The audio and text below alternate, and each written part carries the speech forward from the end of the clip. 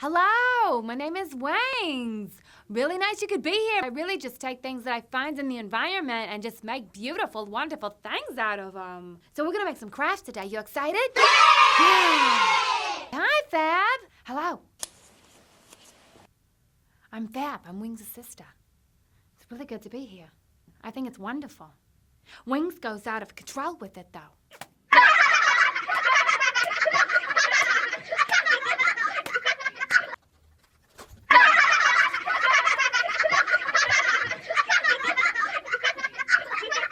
Wings!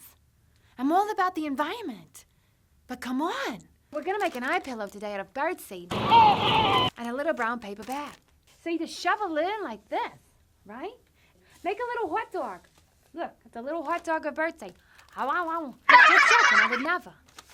I'm not gonna sleep without all my eyeballs. This is your eye pillow. So you just staple the top, right?